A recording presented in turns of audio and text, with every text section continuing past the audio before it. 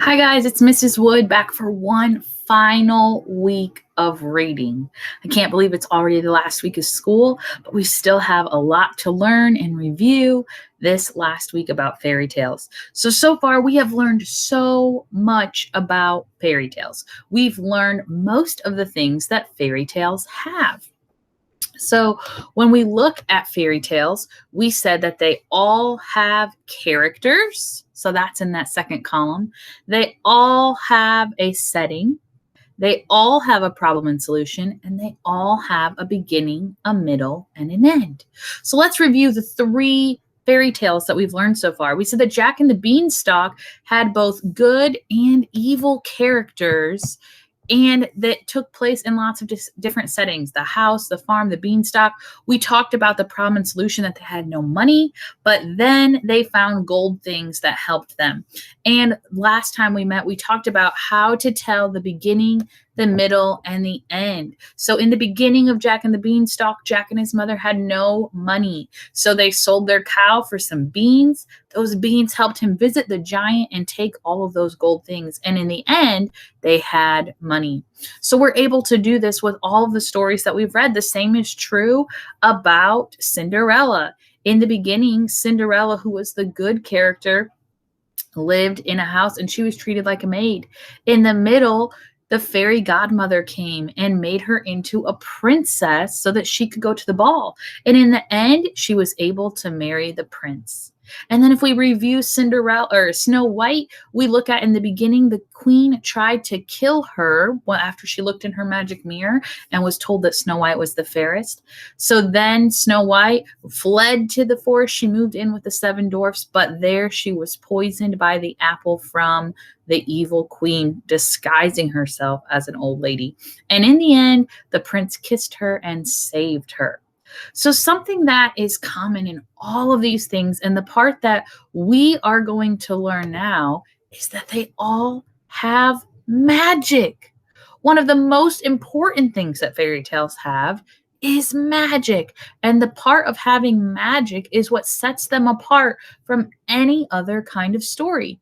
Because all stories that are fiction have characters, they have settings, they have a problem and solution, they have a beginning, middle, and end. But what makes fairy tales different than any other kind of story we've learned about is that they have magic.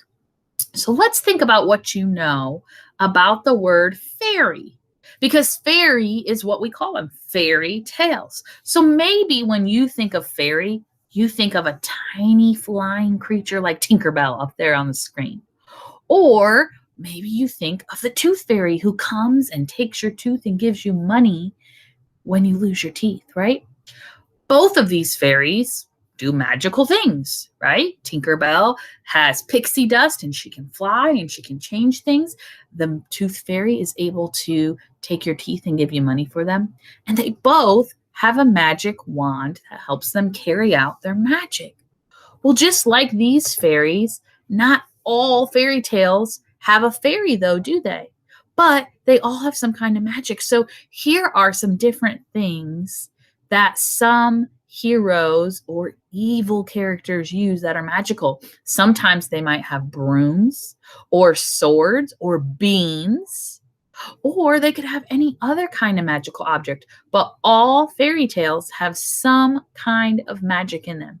And usually, not always, but usually, magic is what helps to solve the problem in the story. So let's look back at the stories that we've read. So first, let's think about Jack and the Beanstalk. And in this story, Jack's problems are all solved when the magic beans make a large beanstalk for him to climb, right? He sold the cow, the beans got thrown out the window, and a magical beanstalk grew. And how was this problem solved? Right. He climbed up that beanstalk and he was able to get all of those golden things. There was no fairy, there was no magical creature in this story, but there were magical beans. So I added beans to our chart. Now let's think about the other fairy tales we have discussed. What was the magic in Cinderella?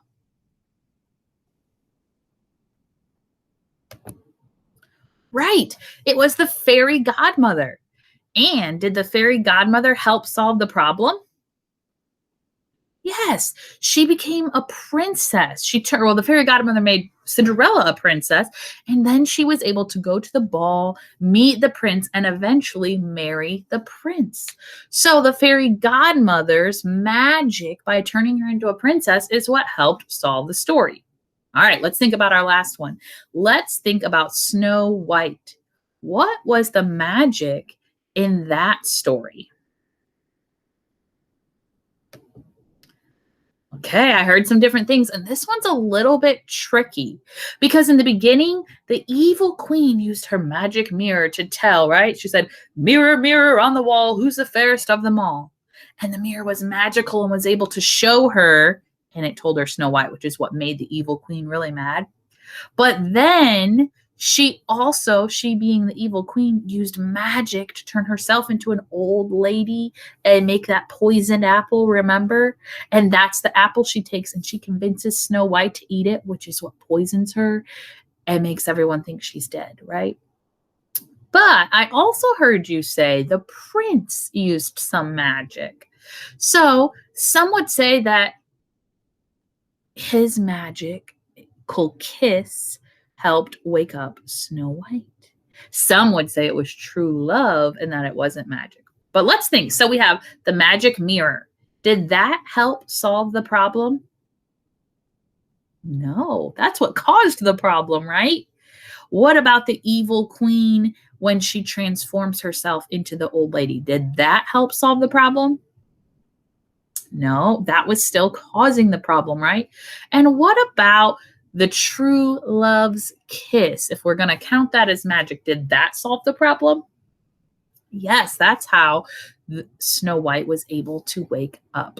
So now that we've learned all the parts of fairy tales, we know they have characters, a setting, problem and solution, beginning, middle, end, and magic. We know all 5 parts. So now what we're going to do is you're going to get a chance to practice making your very own fairy tales. So this is going to be fun. So today you need your week 7, day 1 packet. And there's 4 pages that we're going to use. The first one looks like this, and this is what you see up on my screen. And this one, you're just going to use over and over to help you play the fairy tale game. Then you have 3 pages of cards. The first one is good and evil characters. You're going to cut out all of these cards on the dotted lines and keep them in a pile. Then you have setting cards. You're going to cut all of those out and keep them in a pile. And finally, you have magic cards. You're going to cut all of those out and keep them in a pile. And then what you're going to do, which you don't need to do this right now, you can wait till the video's over, but what you're going to do is you're going to pick a card from each pile and use them to tell a story. So let me show you how I did mine. First, I had to look at the good and evil character cards. So I had them all cut out and I put them in a pile and I pulled one out. And the one that I pulled out was the prince. So up at the top here, you see in these blue letters, I wrote the word prince and I put the prince on the character line. Now you don't have to write on yours because you're going to use yours over and over and over. So I said, once upon a time, there was a prince who lived in, so now I need a setting card. So I went to my pile of setting cards and I picked one.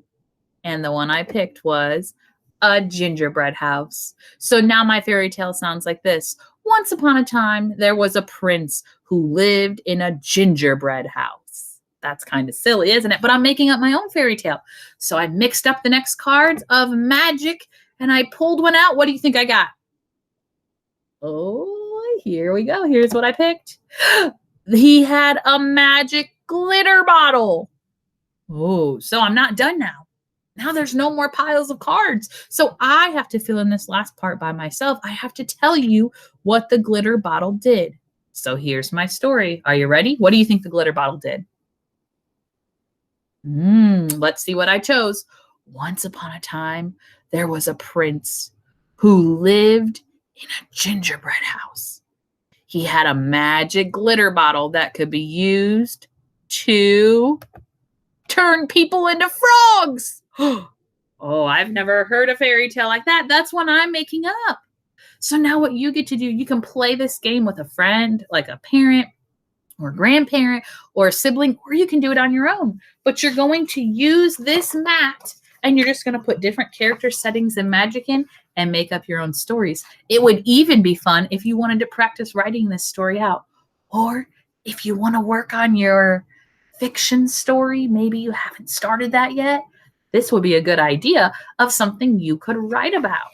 So I hope you have fun playing this game. Come back tomorrow because we're going to learn about another kind of story that's really similar to a fairy tale, but not quite the same. So I'll see you guys back here tomorrow. Bye, guys.